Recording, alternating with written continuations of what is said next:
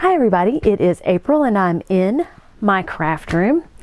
Let's go quilt a quilt on my Grace Qzone Hoop Frame using a Pantograph. First thing we want to do is load our quilt. Now when I basted it, instead of folding it as I have done in the past, I rolled it so that I could easily put it on my frame. And I use the term easily very loosely. All I have to do is get it started. Then it will be very easy. Just get it started. I have all this excess, that way it makes it easier for me to load it on my hoop frame. Because I want to make sure that I can start at one end. I'm going to put it here. I have a rolly cart that has my clamps on it and other things that I might need to make it a little easier.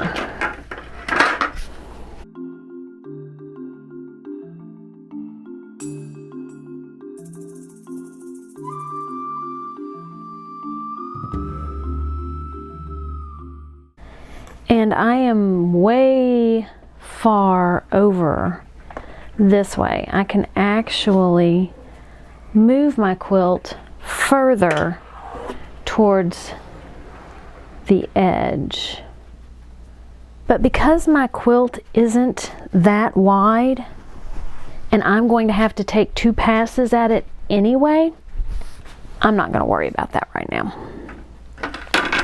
Now I need to put the bars on the front. Here I have my Pantograph that I have printed off. So what I need to do is match these up so that I have one continuous design.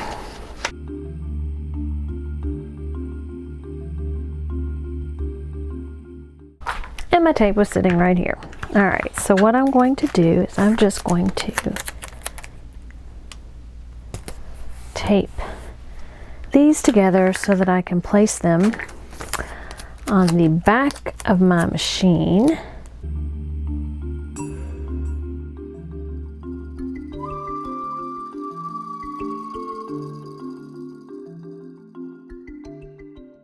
So we're here at the back of the machine, and this is my Pantograph, or the panels that I added to my machine. So I can go over here. Now, I don't want to go any further forward than this. And I don't want to go any further back than this. So I think I want to flip my pattern over. So this would be as far south as I want to go. Move this all the way over here. And this actually kind of works out well because this rests right on this bar right here. And make sure that I can go at least as far up. So my laser is right here, and I don't know if you can see that, but it is. That is where I think I want to stop.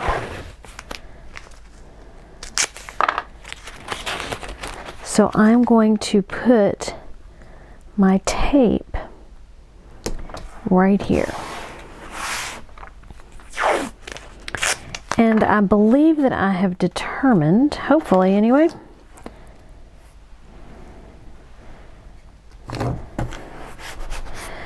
that the furthest north, I'm going to call it north, that I want to go is here. So that falls within my design. And the furthest south I want to go is here, and that gives me plenty of room. Let me get furthest north here, which doesn't hit the front bar. Front bar is over here. The furthest back right there, so that will not come too close to this bar here. So I think I have figured out. Now I want to tape down my pantograph. What I want to do is I want to, let's see, I want to go here and start. My stitch regulator is on the front, and in the past I've moved it to the back, and we may have to do that again, but I'm hoping to avoid that. I'm on the very edge of the quilt, so this stitching is going to be in the binding. So we'll see how it goes. So get this over here. Kind of want to baste it a little as I work my way to the edge. Okay, so now I start following my pantograph. And I'm just going to go slow.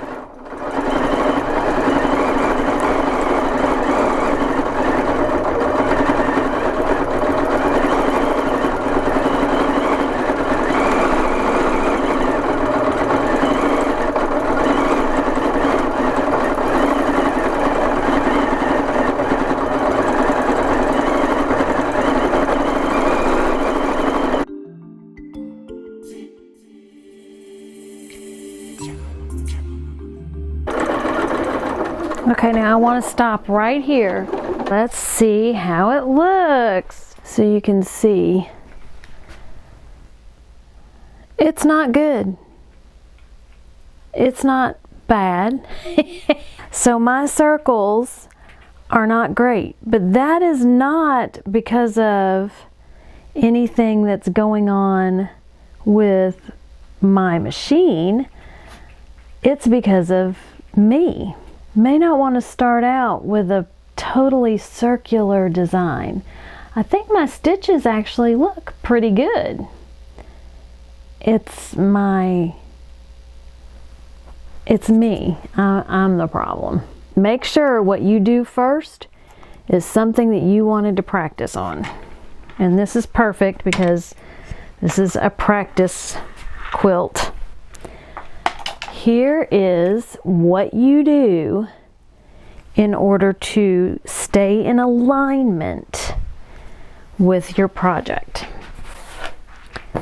Now, I need to lock my front to back movement because I don't want my machine to move from this spot. I want my needle down.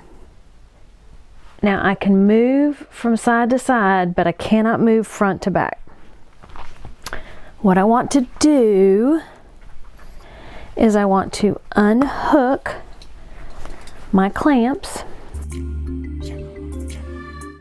and then I want to pull my machine. I want to pull my machine this way with my quilt still attached far enough that I can finish my pantograph.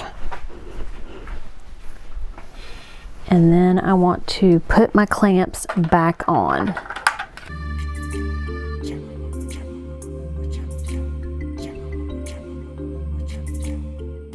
This is where it gets a little tricky. So my laser is here.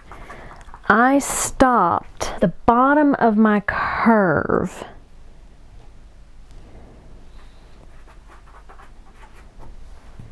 for the ball. So what I want to do, I'm going to kind of move my paper So maybe I can get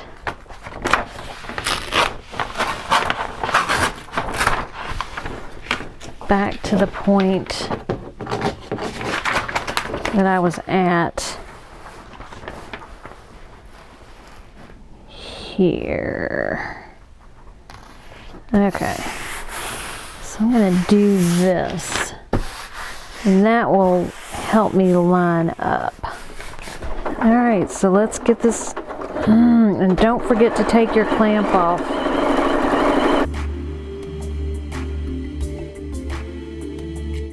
The first row is quilted. Now the challenge is to get the second row lined up with the first row. Okay, I'm going to put my laser on the top of a ball from the other design. So right here should be where my other design is.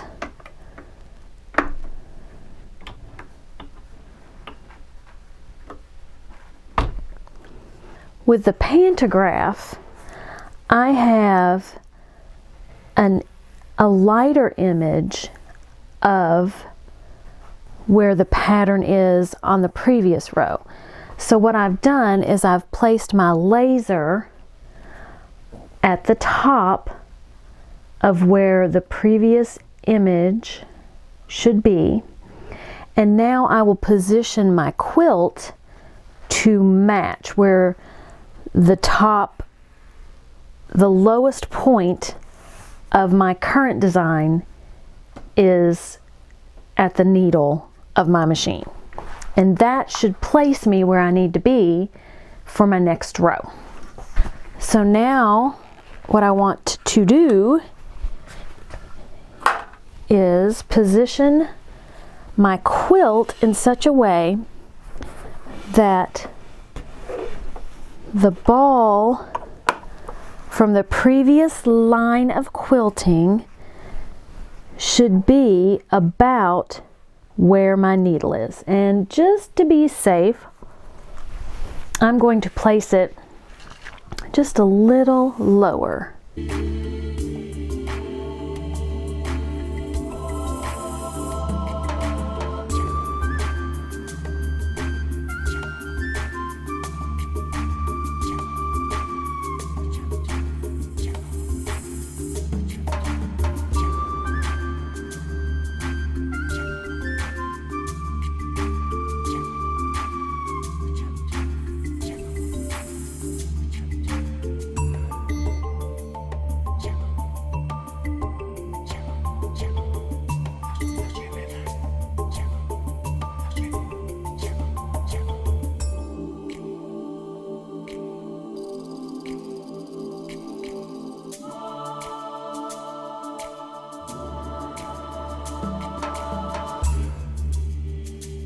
On the last couple rows of my quilt, I am going to start from the bottom. So I've got a lot of fabric now rolled up under my clamps, and I'm not going to have enough of the end. I mean, I've got a good probably 4 inches, but I'm not going to have enough on the end to be able to clamp this very well. So I have found that I just flip it over and start from the other end. So that is what I'm going to do. I probably don't have quite enough for 2 rows. So what I'm probably going to do is just center this last pattern in the middle of what's left. So let me load this up and see. And we are ready to go on our last row.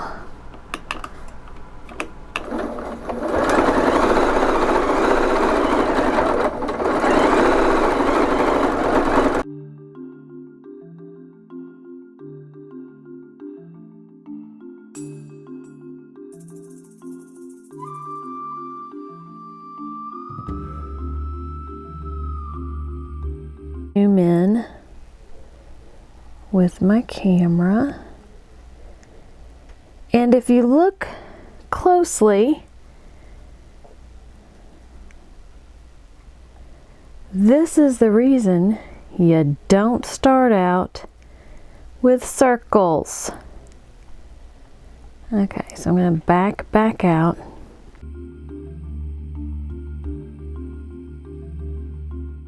Thank you for watching this video. Please give it a thumbs up if you liked it. Please subscribe if you want to see more crafting tutorials on sewing, quilting, paper crafting, anything you might be working on in your craft room. Have a great day, eat some chocolate, and be kind to everybody. Until next time, bye. I'm getting way too deep.